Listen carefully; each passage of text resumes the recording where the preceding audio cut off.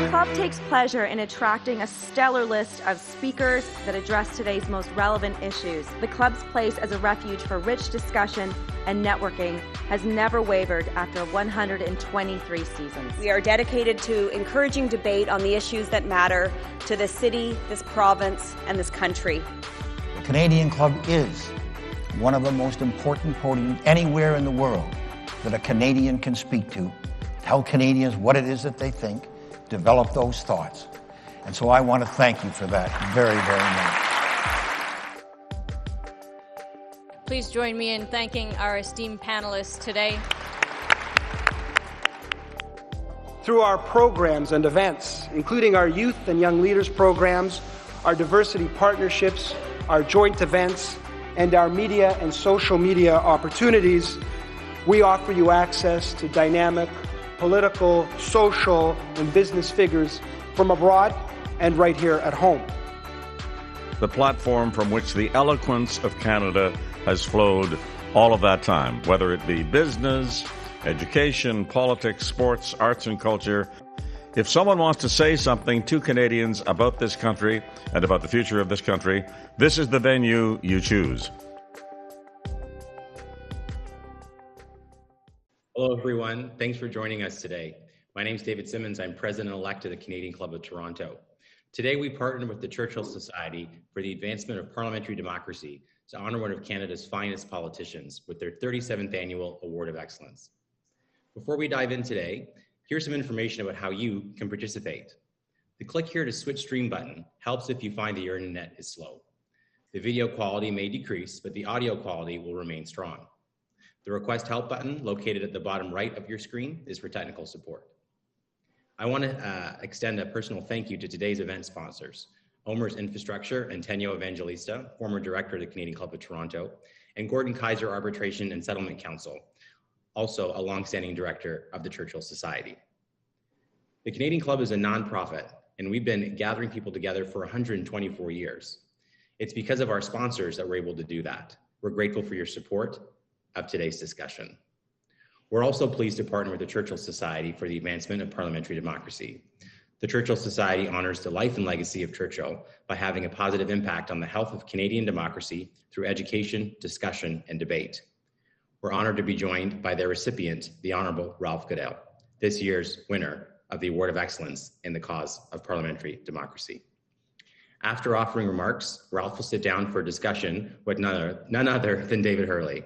David is the principal of the Gandalf Group, but you probably know him from his popular public affairs broadcast, The Hurley Burley. One of the Canadian Club's traditions that hasn't changed in this very different year that we've had is that we toast our country. Usually we do this in person by raising a glass. I'd ask you to join me virtually and raise a glass to Canada. Canada. Before I turn over the podium to Mr. Goodale, I'd like to introduce my friends, actual friends. You know, we say this a lot in public affairs. Oh, my friend Ralph, my friend David. They're actually my friends. And I'll introduce you to my good friend, Cameron from the Churchill Society. Over to you. Thank you, David, and congratulations to you for becoming elected the next president of the Canadian Club of Toronto. And on behalf of the Churchill Society, it's an honor to introduce this year's recipient of the Award for Excellence in the Cause of Parliamentary Democracy, the Honourable Ralph Goodale.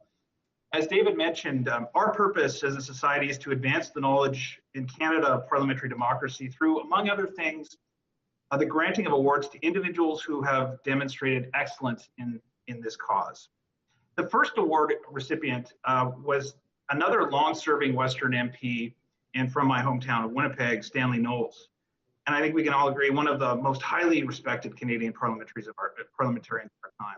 Last year's recipient was the Honourable David Crombie, whose contribution to our community includes his time in Parliament, as well as other areas of service both before and since his time in Ottawa. If you'd like to know about the work of our society, please visit churchillsociety.org and consider becoming a member. This year's recipient has suffered through many introductions over the course of his distinguished career, so I'm going to keep mine brief.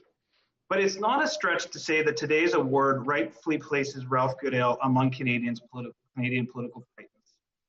Just to put in some context, this award has been given to 13 federal cabinet ministers, 7 provincial premiers, 4 prime ministers, a Supreme Court Justice, a Lieutenant Governor, a Governor General, and several others who have had distinguished parliamentary careers in the opposition benches.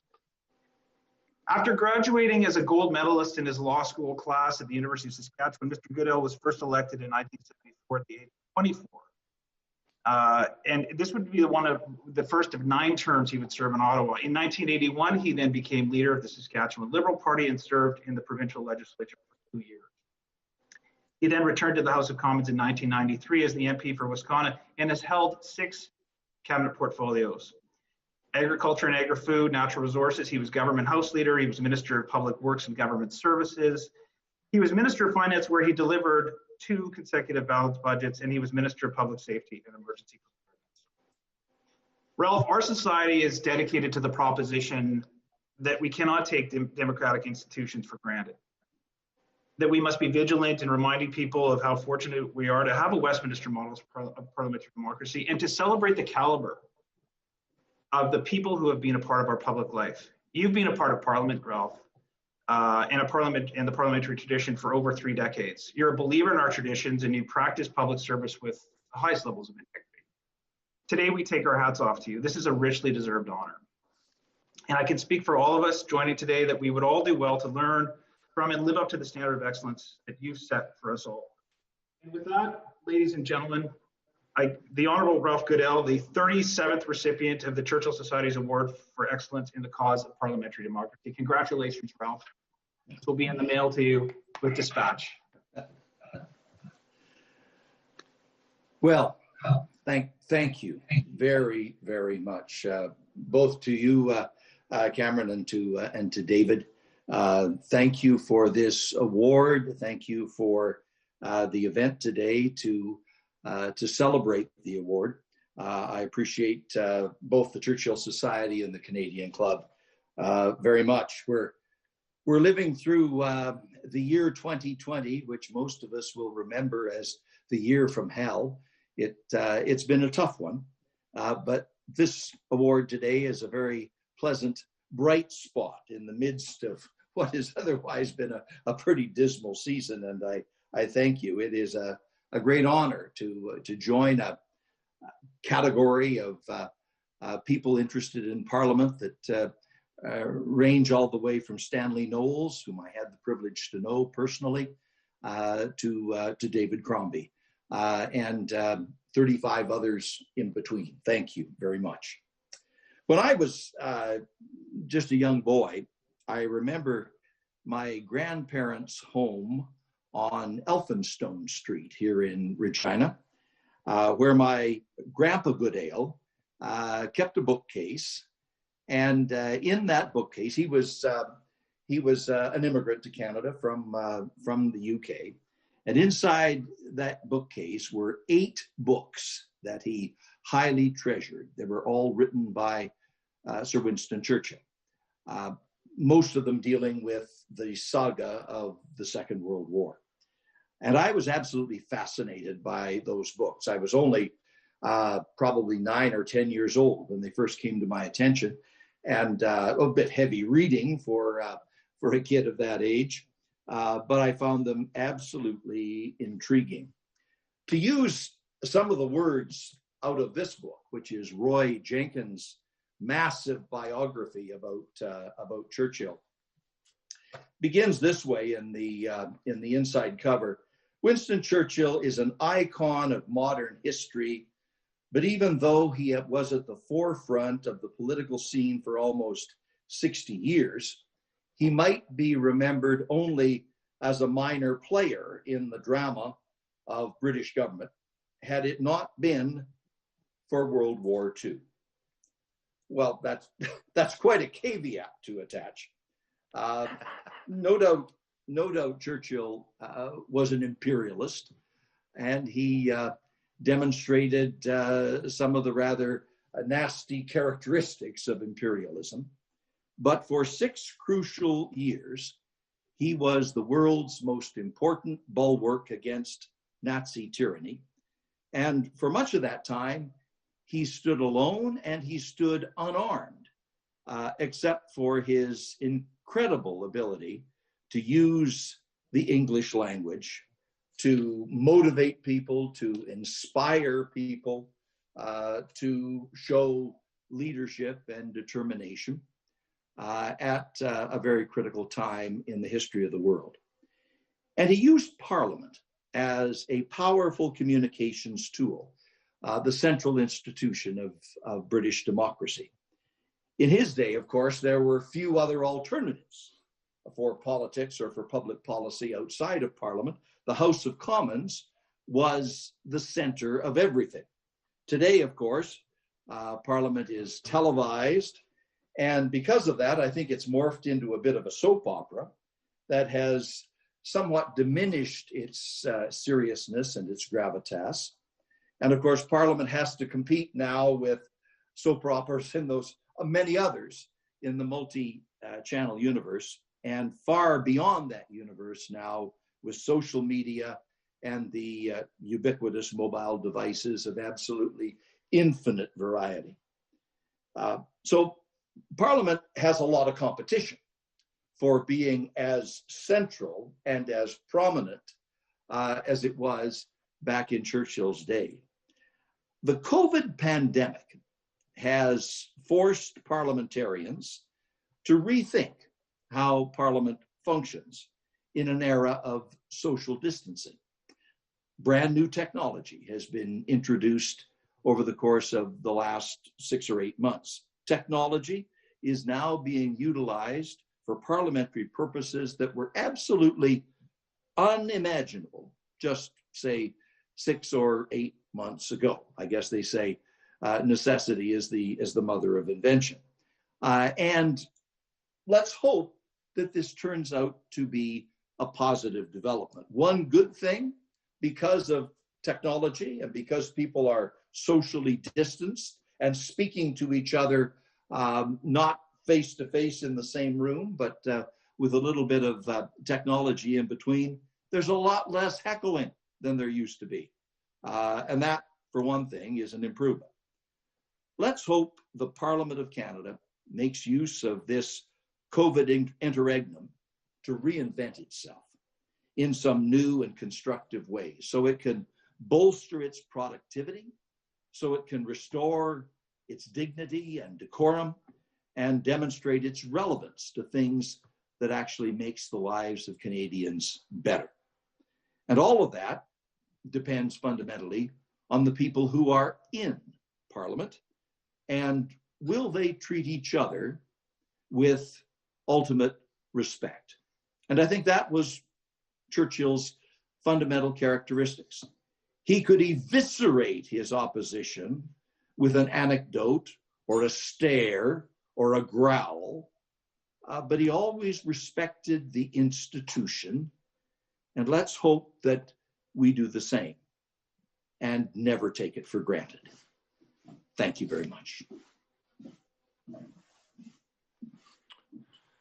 Wow. Well, thank you, Ralph. That was that was quite a set of remarks. Very interesting, and I hadn't expected that curveball about Parliament at the end. Anyway, thanks. So we've known each other for a long time, so we're reasonably familiar with each other. Ralph, it is winter here in my area of Quebec where we are. We've got snow on the ground and it's cold, and I know that if it's winter anywhere, it's winter in Regina. And so it must be winter there too. And Saskatchewan now has COVID for the first time since the pandemic started in a real way. It's being hit. How are you? How's life in Saskatchewan these days? Well, I guess we're all COVIDized. We've been struggling with this thing now for 8 months. I guess it officially became a pandemic about the middle of March, and ever since then, people have been isolated and distanced, and our normal routines have been dramatically changed. And you can tell that the isolation, the disruption is wearing on people. Tempers are a little bit shorter than they otherwise would be. A lot of frustrations and anxiety, especially if you've had people that you know or people who are close to you that have actually been affected by this awful situation. So there's a lot of need for patience and empathy and sympathy for the way this has impacted the human condition across our country and around the world. And we're not by any means out of the woods yet. We think we may be beginning to see the light at the end of the tunnel if all of this news about the vaccines actually comes to pass. We'll see over the course of the next few weeks and months. But for me personally, we're surviving it pretty well. We're in a very fortunate situation compared to a lot of other people. But I think as we took the time to say to each other at the beginning of this 8 months ago, we are all in this together. We do have to have each other's backs. We have to think about what we do and how it affects somebody else, and what that other person may be going through compared to our relatively privileged circumstance. So it's time to spread a little love around and be very conscious and attentive to the needs of other people. Right. Yes. Yeah. I hope Pam heard all that, by the way. Yes, she is my greatest source of empathy and understanding, and I think I'm her greatest frustration. So now listen, you think of Winston Churchill, you think of England, and you have a stronger connection to England than most boys out of Wilcox, Saskatchewan end up with. You are a person who exchanges gifts with the Queen. Well, I think my greatest connection is the grandfather that I spoke about, because when he emigrated from the UK, from Kingston-on-Thames, just outside of London, about where Heathrow Airport is located now, that was 1907, and he got his homestead land just southwest of Rollo, which, if people want to be oriented to that, that's Dog River, the source of the great comedy with Brent Butt. But that's where our farm was located. So that's my personal connection to England. But it's interesting, as a minister, I've had a number of occasions to meet Her Majesty and to visit with her and chat about various things.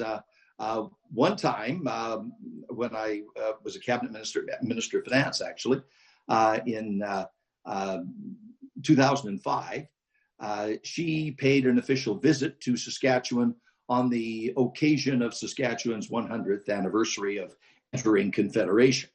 And it was a very great occasion. A lot of people enjoyed it very much. I was able to host her at a public luncheon in Regina, where there were several hundred people in attendance. But I also remember there was a huge downpour that absolutely deluged the front lawn in front of the Saskatchewan legislature. And she was unveiling a statue that's in front of the legislature now, where she is mounted on Burmese, the famous horse that was given to her by the RCMP, and she is in a very dignified way unveiling this bronze statue in the middle of a heavy rainstorm that actually she survived quite well with their little umbrella that was absolutely see-through and heavily, it was kind of a funny shape of an umbrella, so she could be up inside of it perfectly dry, but everybody could still see her. But as I recall on that connection, the Prime Minister, who was in attendance, Paul Martin, slipped on the mud and took a tumble in the middle of this dignified occasion. But that was one time, and she's a grand lady to have a conversation with, and talk about a life of service to not only the United Kingdom, but to the Commonwealth. That has motivated her for all of those many, many years, and I think earned her an enormous amount of respect and pride amongst people around the world, whether they're in the British Commonwealth or not. She is a symbol of stability and service and dedication to duty, that some old-fashioned values, but values that are very relevant nonetheless. Another occasion, a few years ago when I was Minister of Public Safety, responsible for the RCMP, celebrating her 90th birthday, the RCMP took the musical ride to Windsor and a performance at her birthday party. And on that occasion, the Commissioner of the RCMP, Bob Paulson, was with me at the time, and we were officially gifting to Her Majesty a horse from the force. And of course, she is a dedicated equestrian, and she is very interested in horses, and she knows the horse business very, very well. So for years, this tradition has gone on where the force gifts a horse to Her Majesty the Queen. The horse produces a foal, and the foal is gifted back to Canada. So there's this constant exchange going on. On this occasion, when we gifted the horse to Her Majesty, the foal was not ready to be gifted back. So instead of the foal, she had a hobby horse constructed for the children of Canada by the Royal Toy Maker. And so when it came her turn to gift something back to Canada, instead of a horse, she was gifting a hobby horse. So there in front of Windsor Castle, we were standing with the musical ride, the Queen, the Commissioner of the RCMP, and this hobby horse. And she says, "You should ride the horse, Commissioner." She, of course, is the honorary Commissioner of the RCMP. So there you have it, where the honorary Commissioner of the RCMP, standing in front of her home, Windsor Castle, is inviting the Commissioner of the RCMP to get on a hobby horse with all the cameras clicking. He does, very bravely, and I have on my phone that photograph of Bob Paulson riding a hobby horse in front of Windsor Castle. And as we turned away, it was all over, and the Queen had driven away in her Land Rover, giggling about what had just happened. He leaned over to me and said, "I'm really going to regret this someday, aren't I?" And I said, "Probably, Commissioner, but I have it on my phone." Anyway, yes, I've had those wonderful occasions to meet and visit with Her Majesty, and she is an amazing person, and someone who has done a lot of personal good and personal service in her life. And I hope I may have an opportunity to meet her again soon after we get past all this COVID stuff. Right. So I can't imagine, Ralph, that anybody in Canada knows more about Parliament than you do. You first entered Parliament in 1974 and exited last year. You sat there through a lot of debates. You sat there through a lot of momentous votes. Probably sat there through a lot of tedium. What's important about Parliament? Well, there is a lot of tedium. On occasion, it does tend to drone on. But when Parliament rises to the occasion, it is certainly a magnificent thing to see. And it's worth the boredom and the tedium and sometimes the rancor and the raucousness that occurs on other occasions, too many other occasions, in my opinion. But when you get to those grand moments, it is really something very, very impressive. If you look at it from an historical perspective, and think of over the period from the 1930s to the 1960s, the great presentations that were made in Parliament by, say, Mackenzie King, for example, as he was developing Canada's new labor laws and social security laws, or the speeches given through that period of time by Stanley Knowles, who was very dedicated to bolstering the public pension system for senior citizens, or that moment when Stephen Harper issued the apology for residential schools, or the moment when Jean Chrétien conferred honorary citizenship on Nelson Mandela, or when Paul Martin ultimately passed the legislation on same-sex marriage.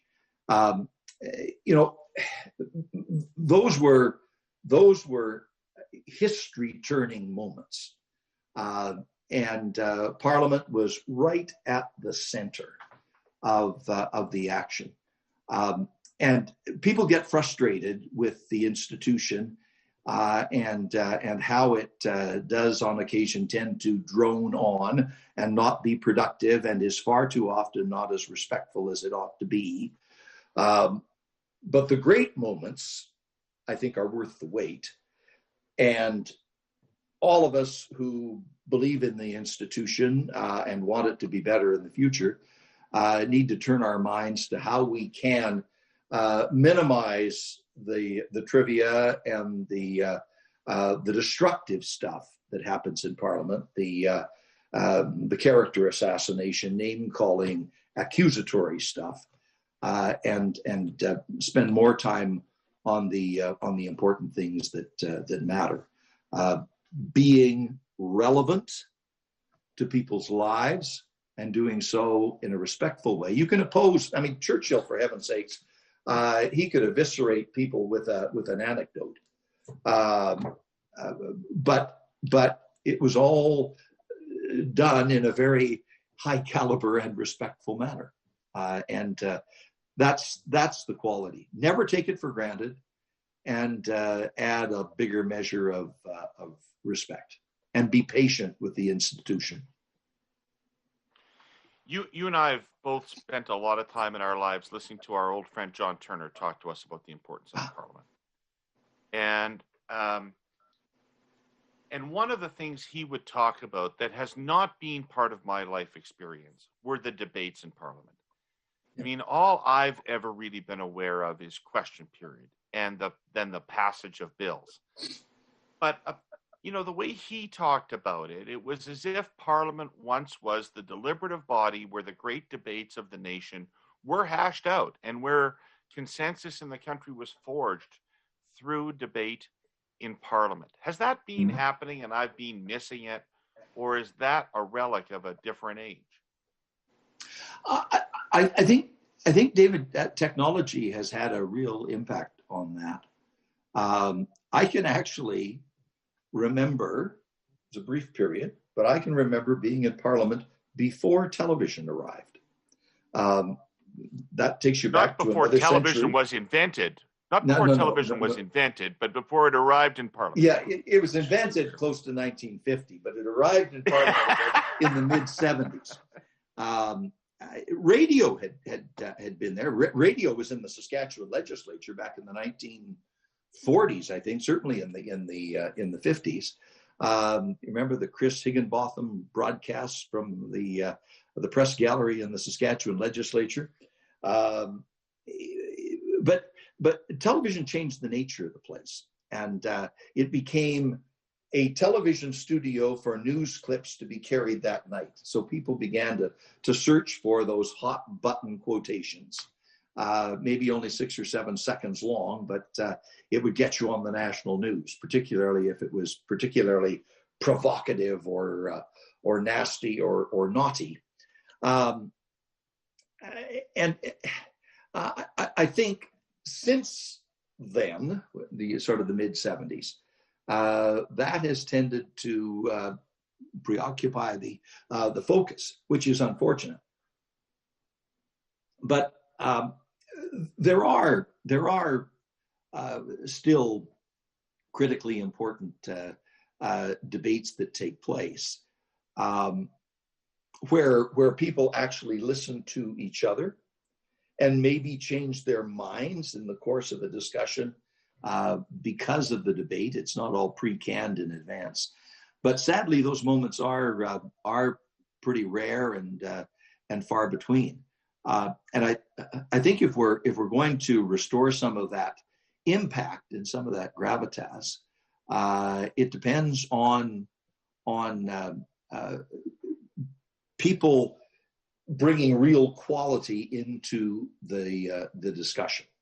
And from the government's point of view, you also need to be prepared to be flexible. It's your job to propose the items of business that go before the House of Commons. So you raise issues, you introduce legislation.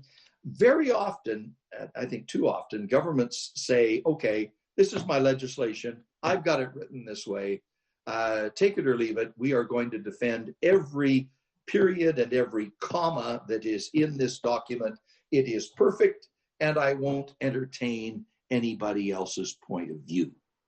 That is setting up two things, sterile debates and greater irrelevance for the institution of Parliament. So I think governments should be prepared when they introduce legislation to hear out the opposition, respond to the questions that they raise, and change their legislation to accommodate as much as possible any of the relevant points that the opposition brings up. So that you say to the opposition, if you are serious, and if you are prepared to really engage in genuine substance and give and take, then your ideas to improve this legislation can in fact come through and be adopted and succeed. I had a piece of legislation before the last Parliament, Bill C-59, to upgrade the security laws. Minister of Public Safety, that was part of my function. So these were dealing with CSIS, the CSE, the RCMP, the way by which our intelligence networks are operated and supervised and so forth. We amended that legislation, I forget how many times, but several times in response to the ideas or the questions or the points of view raised by members of the opposition. So C-59 passed. It was largely the legislation that I had designed based on years of consultation with Canadians. But there were elements in that legislation that were made better because we accepted amendments from the NDP, we accepted amendments from the Conservative Party, from independent members of Parliament. And I think for the good of the institution and for the health of democracy, that's a good thing. Governments don't have to say we're perfect and nothing could be made better. If you have some openness to entertain ideas coming in from the opposition, you can actually come out with good legislation and a healthier Parliament too. Right. One of the other things that you're probably uniquely expert at is the relationship between the executive branch of government and Parliament. Mm-hmm. And how is it possible for Parliament to keep up with the speed and the pace at which the executive branch must move? It's really a challenge. Because take the situation that we're grappling with right now, the whole business around COVID, and the government developing policy on the run. In the course of the last 8 months, the government has probably produced the equivalent of 3 or 4 annual budgets, maybe more. And they've done it all in the space of 8 months. It's been an incredibly intense period. And of course, Parliament was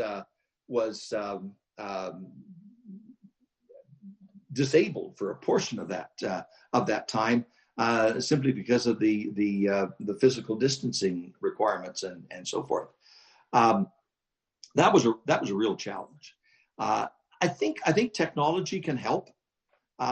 We've now demonstrated you don't have to have 338 people in the physical room of the House of Commons all at once in order to do the business of the House of Commons, to have question period, to introduce legislation, to have debates, to have votes and come to a conclusion. You can do it remotely. You can do it through electronic voting. I believe for quite a long time we needed a system of electronic voting, so you don't have these ridiculous situations where Parliament is sitting all night for no particular reason other than to exhaust people and hope that a mistake is going to be made in the sheer exhaustion of the situation. But the world moves a lot faster than it used to. Commercial transactions that used to take a week to complete when you had to move documents and people around the world, you can now do it at the flick of a button. You just push send and it's done. We should try to harness that technology to improve both the speed and the quality of decision making in Parliament. But it is a challenge for Parliament to keep up. And as the new technology is used, provisions are going to have to be written into the rules to make sure that parliamentary oversight and the opportunity for consideration and second thoughts on occasion, that opportunity is not truncated and lost in the process. Because Parliament still has that critical function of the place where the people have their say, Parlement. And without that, you don't have a democracy. Okay, so building on that, I mean, you and I have worked together on many, many political campaigns. The difference between you and I is those campaigns have been your campaign. So there's a lot of people out there who might be interested in politics or government and might want to have an influence or an impact on the direction of the country. Why should they be the ones who put their name on the ballot? Why would you encourage somebody to not just be involved in politics, but to actually run for Parliament? Well, it's a rough and tumble business, and the advent of social media has made it even more rough and tumble. And I think the era of political activity that we've seen in the United States over the last 4 or 5 years has spilled in as well to make it a pretty brutal sport where people revel in personal vilification rather than some higher principles. If you're a bit squeamish, I would suggest not getting into it because, quite frankly, it's tough. But if you do really want to tackle an issue, if you want to get something done, that can be at a local constituency level, something that you really want to do for your friends or your neighbors or your community. It could be bigger things like how do we narrow the gap between the haves and the have-nots? How do we reduce poverty? How do we better tackle environmental challenges while at the same time finding ways to bolster and restore the economies of the resource-producing regions of the country?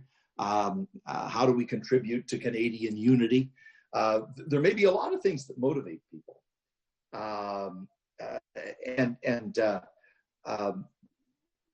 it's important that that talent not sit at home and remain hypothetical.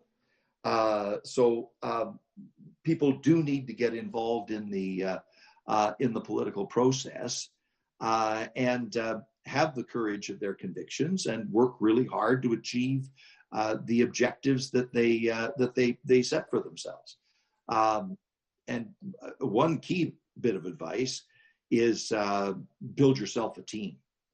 I've had the great benefit of having a team of very loyal friends and supporters and advisors who've been with me from the very beginning and are still there today, and that helps to counteract the loneliness of a political life and the feeling that you're all alone and all exposed and taking it on the chin and doing it without any help. Having a team is vital. Personal team in terms of Pam and my family, but a political team, people like you, for example, people like our good friend John Turner that you mentioned, people like Paul Martin and the people we worked with Paul, people like Bob Peterson, whom I suppose most people on this call don't know about, but he was a businessman in Regina. He was a senator for a number of years in Ottawa, and he passed away a couple of weeks ago at the age of 83. But somebody who could mix it up when he had to in political life, but he was in it for all of the right reasons, and he leaves an amazing legacy of respect and accomplishment behind him. A lot of people are better off in Saskatchewan today because Bob Peterson chose to be involved to the extent he was in the political process. So have a team of people like that. If the political process were made up of Bob Petersons on whatever side of the political spectrum, it would be a much better and stronger forum. But also pick a cause. To Bob. Yes, indeed, to Bob. And pick a cause. Decide. Don't just be involved in the process to be involved in the process. Be involved in the process to get something done. That makes all the difference in the world. So you can actually measure whether you're making progress. I've had the privilege to work on a lot of great projects over my time in political life, but one very recently, it's been an interest of mine for 50 years, but the political side of it developed in just the last 3 or 4 years, and that is building the better water infrastructure systems across the prairies to convert a greater portion of prairie agriculture from dryland farming to irrigation farming, where you double or triple the productivity of the land. You bring diversification and value-added growth. You have job creation while you're building the infrastructure and irrigation structures. And then you have all of the broader, deeper, more prosperous agriculture that generates economic growth and wealth for years to come. Goes to the question of food security that we've addressed a little bit more sensitively in this period of COVID. It demonstrated how crucial food security is. These water development projects create ultimately over the long term thousands of jobs. They add 3, 4, 5% to the GDP, which we're going to need coming out of COVID to recover the growth that we've lost. And they also give us greater means to cope with the consequences of climate change. And over the last 3 or 4 years, I've tried to champion that cause as much as I could, both in Parliament and since Parliament. And it's beginning to get greater and greater traction. The province of Saskatchewan says that they're interested in participating. The Canada Infrastructure Bank has said they're interested in financing these these projects. They've already started some in Alberta. They can continue to do more in Saskatchewan. And this will help us deal with the aftermath of two crises: COVID, by getting jobs and growth and stimulation, a deeper, broader, more successful kind of agriculture, better food security, and better tools to manage the consequences of climate change. So that's, you grab onto something like that, and I think that becomes your motivation. So you're not there just as a spectator to what other people in the parliamentary process are doing. You're actually championing a cause of your own to get something done. So at the end of the day, you can say, you know, I took that issue and I moved it from there to there, and that's progress, and people are better off as a consequence of that. You have to have that kind of, I think, that driving objective to make time in political life worthwhile. If you're just a spectator, then it can be boring and not very satisfying. Ralph, this is a lousy question to ask anybody, but I think it's an important one where we're talking about people getting into politics. The vast majority of people who run don't win. And while your career in Saskatchewan is spectacularly successful in terms of elections, you have lost a few. Mm-hmm. What does it feel like to lose? What is it like to lose? Well, I've done both. I've won and I've lost. And as they say, winning is better. It's very deflating. I've run, I think, about 15 times when you add them all together, and I've won 10 or 11 of the 15. So it's not a bad scorecard. But it's depressing. You wonder, you second guess yourself, like, should I have run at all? What did I do wrong? If I'd done something differently, would it have made a difference, and so forth. You have to have a thick skin in this business, because as I said, there's a really nasty, rough and tumble side to it. And if you let yourself get obsessed these days with social media and the trolls, and bear in mind that a good portion of that is generated on computers that are in places like St. Petersburg or Tehran. So it's foreign interference and manipulation by a big margin. I think advice with social media is when you're tweeting or putting stuff on Facebook, keep yourself on send, and don't pay a lot of attention to the incoming stuff, because most of it will be just gratuitous abuse.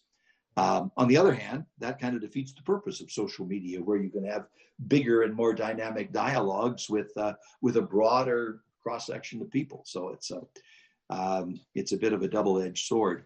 But if you have basically maintained your commitment to your own set of principles, then I think you can absorb the slings and arrows that come your way.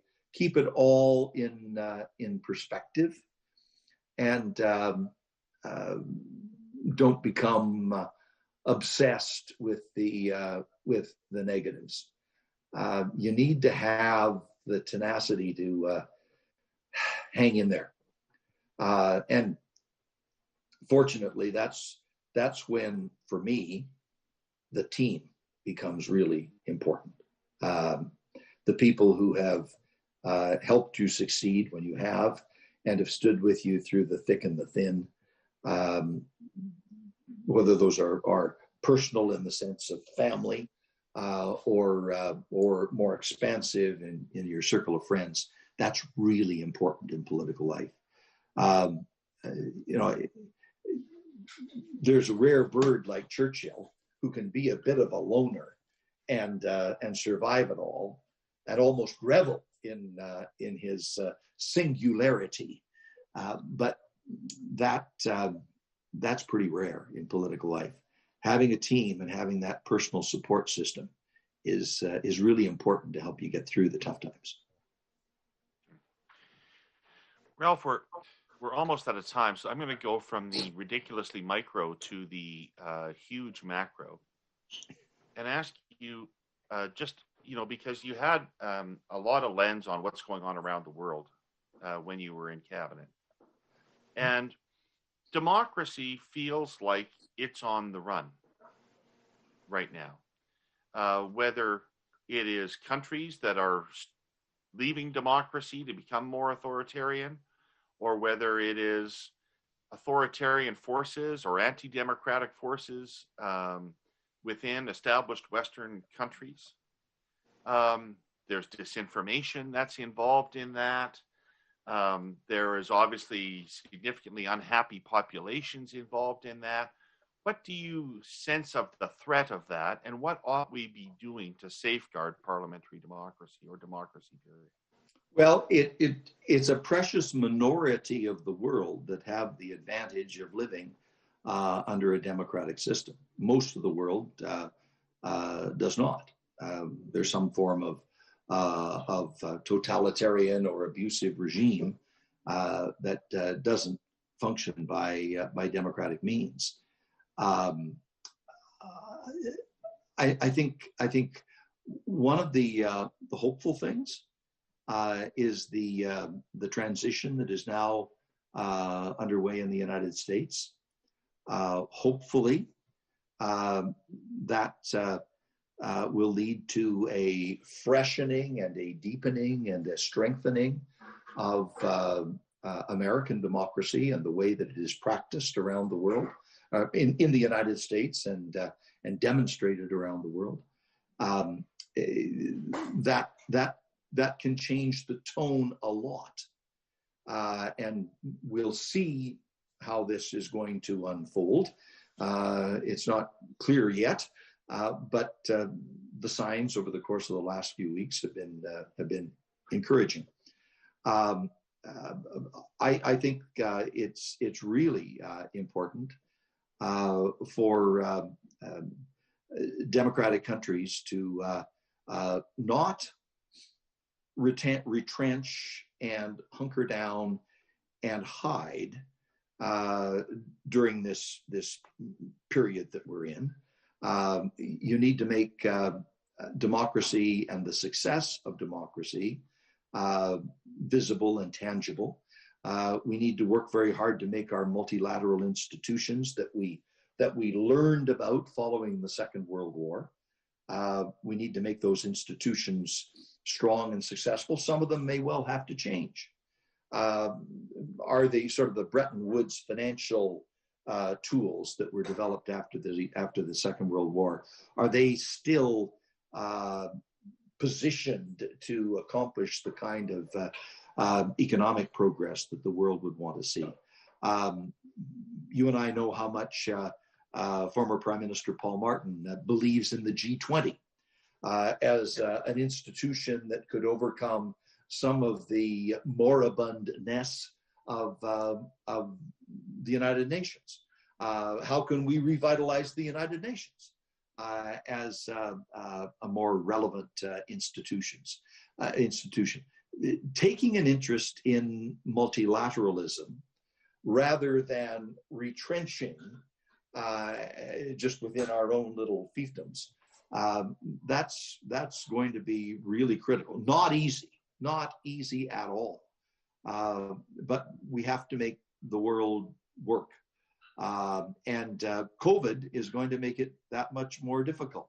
Our ability to travel, our ability to trade, our ability for people to move around in goods and services, and all of that has been impacted by COVID, which forces us all to retreat a little bit. We're in a really delicate period. And I think Canada and like-minded countries have to treat this very, very seriously.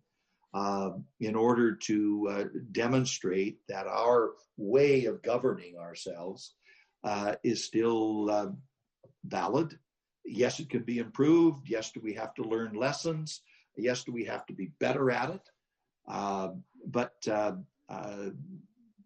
remember what Churchill was dealing with in the 1940s, and remember that Hitler came to power initially by perfectly democratic means, when people were not paying as much attention as they should have been.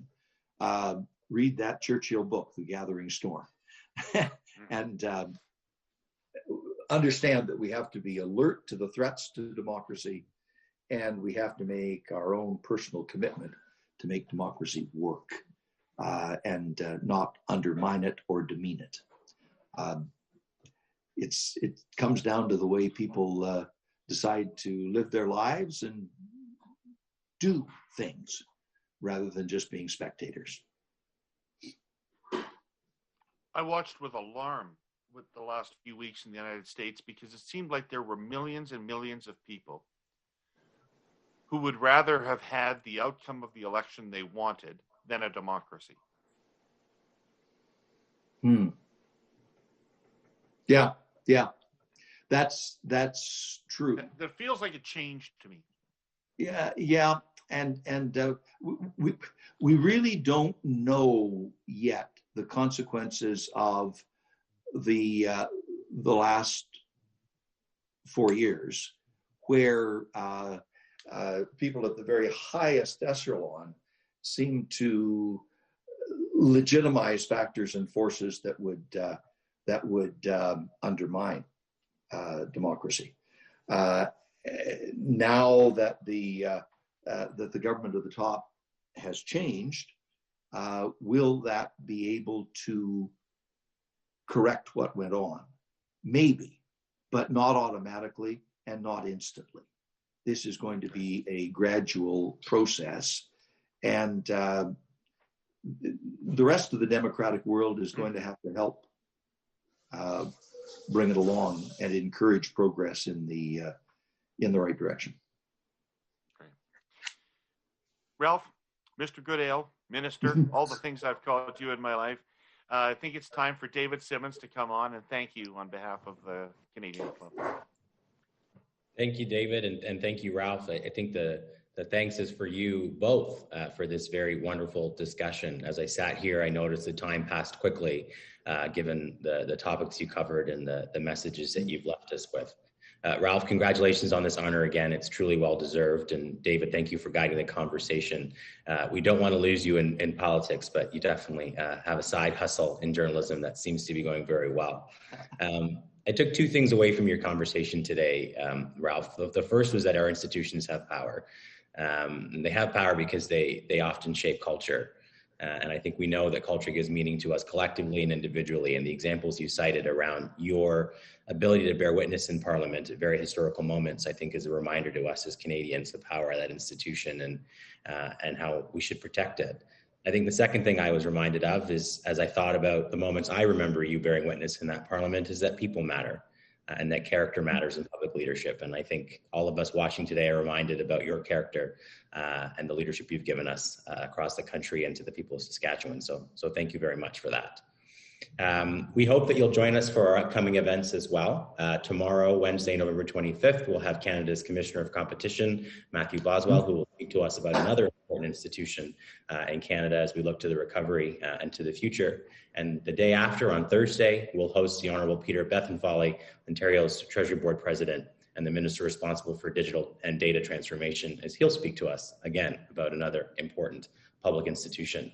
Thank you again to Tenyo and OMERS and to Gordon Kaiser Arbitration and Settlement Council for your sponsorship today. I'll remind everyone that today's event was free. As we moved into a virtual world, some of our events are free, those that we think are important for public conversation, and it's because of OMERS and Gordon Kaiser Arbitration that we're able to do that, so thank you.